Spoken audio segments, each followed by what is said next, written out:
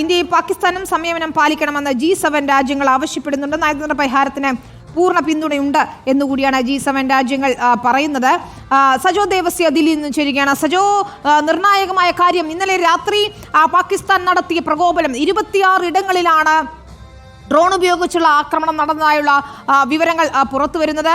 ഇന്നിപ്പോൾ പുലർച്ചെ നമുക്ക് ലഭിക്കുന്ന വിവരങ്ങൾ പാകിസ്ഥാനിൽ നിന്ന്, പ്രാദേശിക മാധ്യമങ്ങളിൽ നിന്ന്, നമ്മുടെ ദേശീയ മാധ്യമങ്ങളിൽ നിന്ന് ഉൾപ്പെടെ ലഭിക്കുന്ന വിവരങ്ങൾ അനുസരിച്ച് ലാഹോറിൽ, റാവൽപിണ്ടിയിൽ ഉൾപ്പെടെ പാകിസ്ഥാന്റെ സൈനിക വ്യോമത്താവളങ്ങൾ ആക്രമിക്കപ്പെട്ടിരിക്കുന്നു എന്നാണ് പാക് സൈന്യം തന്നെ ഇത് സ്ഥിരീകരിക്കുന്നത്. ഇന്ന് ഉച്ചവരെ എയർപോർട്ടുകൾ അടച്ചിടുകയാണ്, വ്യോമപാത അടച്ചിട്ടുണ്ട് എന്നുള്ള വിവരങ്ങൾ പുറത്തു വരുന്നു. ഇത് സൈന്യം നൽകിയ തിരിച്ചടിയാണോ, ഇന്ത്യൻ സൈന്യം നൽകിയ തിരിച്ചടിയാണോ എന്ന് നമുക്ക് സ്ഥിരീകരിക്കണം.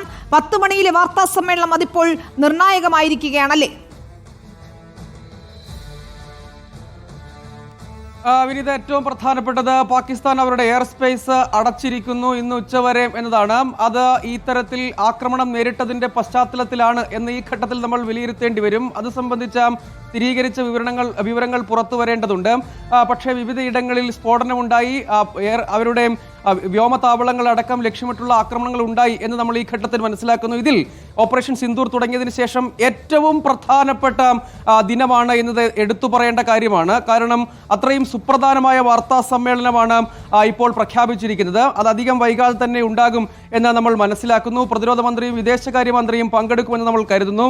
കഴിഞ്ഞ ദിവസങ്ങളിലടക്കം നമ്മൾ കണ്ടതാണ് വിദേശകാര്യ സെക്രട്ടറിയും ഒപ്പം വിംഗ് കമാൻഡർ വ്യോമിക സിംഗും ലഫ്റ്റനന്റ് കേണൽ സോഫിയ ഖുറേഷിയും അടക്കമുള്ള ആളുകളാണ് കാര്യങ്ങൾ മാധ്യമങ്ങളെ കാണുന്നതും ബ്രീഫിംഗ് നടത്തിയിരുന്നതും. അതിൽ നിന്ന് വ്യത്യസ്തമായി ഇന്നലെ രാത്രി വൈകിയും മന്ത്രാലയങ്ങൾ കേന്ദ്രീകരിച്ച് വലിയ കൂടിയാലോചനകൾ പ്രധാനമന്ത്രിയും അടക്കം വിവിധ സെക്യൂരിറ്റി കൗൺസിലിന്റെ പ്രതിനിധികളടക്കം അതിന്റെ തലവനടക്കമുള്ള ആളുകൾ രാത്രി വൈകിയും കൂടിയാലോചനയും ആശയവിനിമയം നടത്തുന്നത് നമ്മൾ കണ്ടു. രാജ്യത്തിന്റെ വിവിധ ഇടങ്ങൾ കേന്ദ്രീകരിച്ച് അതിർത്തി മേഖലകളിൽ കശ്മീരിൽ മാത്രമല്ല വിവിധ ഇടങ്ങളിലേക്ക് ഡ്രോണുകൾ അയക്കുകയും ആക്രമണ ശ്രമം നടത്തുന്നതും നമ്മൾ കണ്ടു. കശ്മീരിലെ വിവിധ ഇടങ്ങളിലടക്കം ഡ്രോണുകൾ ഇന്റർസെപ്റ്റ് ചെയ്യാനും അവയെല്ലാം പരാജയപ്പെടുത്താനും ആ ഡ്രോണുകൾ അയച്ചുള്ള ആക്രമണ ശ്രമങ്ങളെ പരാജയപ്പെടുത്താനും കഴിഞ്ഞു. പക്ഷേ രാത്രി വൈകിയും വിവിധ ഇടങ്ങളിൽ ഇങ്ങനെ ക്രോസ് ബോർഡർ അറ്റാക്കുകൾക്കുള്ള ശ്രമം പാകിസ്ഥാൻ തുടർച്ചയായും അതിർത്തി കേന്ദ്രീകരിച്ച് പ്രകോപനം നടത്തുന്നത് നമ്മൾ കണ്ടു. പക്ഷേ അതിനിടെയാണ്, അതായത് ഈ പ്രകോപനം കഴിഞ്ഞ ദിവസങ്ങളിലടക്കം ഇതിൽ ഇന്ത്യ ആവർത്തിച്ച് വിശദമാക്കിയ കാര്യം ടാർഗറ്റഡ് അറ്റാക്ക് മാത്രമാണ്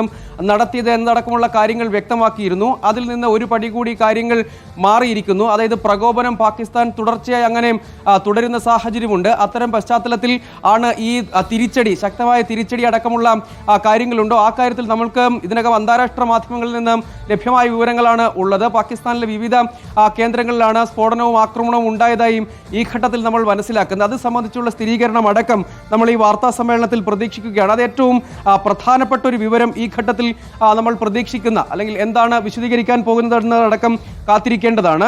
കഴിഞ്ഞ ദിവസം പൂഞ്ചിലും വിവിധ സെക്ടറുകൾ കേന്ദ്രീകരിച്ച്, ജമ്മു ആൻഡ് കശ്മീരിലെ വിവിധ സെക്ടറുകൾ കേന്ദ്രീകരിച്ച് വലിയ തോതിൽ ഡ്രോൺ ആക്രമണത്തിനുള്ള ശ്രമങ്ങളുണ്ടായി. ആ ഇടങ്ങളിൽ നിന്നടക്കം വലിയ തോതിൽ ബ്ലാക്ക് ഔട്ടിലേക്ക് പോവുകയും സുരക്ഷാ സംവിധാനങ്ങളടക്കം നമുക്ക് പക്ഷേ ഇക്കാര്യത്തിൽ വ്യോമ പ്രതിരോധ സംവിധാനങ്ങൾ ആക്ടിവേറ്റ് ചെയ്യുകയും അങ്ങനെ അതിനെ പ്രതിരോധിക്കുകയും അതല്ലാതെ നേരിട്ട് ഫയറിംഗിലേക്കടക്കം പോകുന്ന രാത്രിയിലുടനീളം അത്തരം സാഹചര്യങ്ങൾ വിവിധ അതിർത്തി ഇടങ്ങൾ സംബന്ധിച്ച് ഉണ്ടായിരുന്നു എന്നത് നമ്മൾ അറിഞ്ഞതുമാണ്. അതിനിടെയാണ് പ്രത്യാക്രമണത്തിലേക്ക് കാര്യങ്ങൾ പോയി എന്നതാണ് നമ്മൾ ഈ ഘട്ടത്തിൽ വളരെ പ്രധാനമായും മനസ്സിലാക്കുന്ന ഒരു കാര്യം. അത് കടുത്ത നിലപാടിലേക്ക് പോകേണ്ട സാഹചര്യമുണ്ടായി എന്ന് മാത്രമല്ല, ഇന്ത്യ ഇനിയിപ്പോൾ പ്രധാനമായും വിശദീകരിക്കാൻ പോകുന്ന കാര്യം എന്താണ്, നിലപാട് എന്താണ് ഈ വിഷയത്തിൽ എന്നത് വളരെ പ്രധാനപ്പെട്ടതാണ്.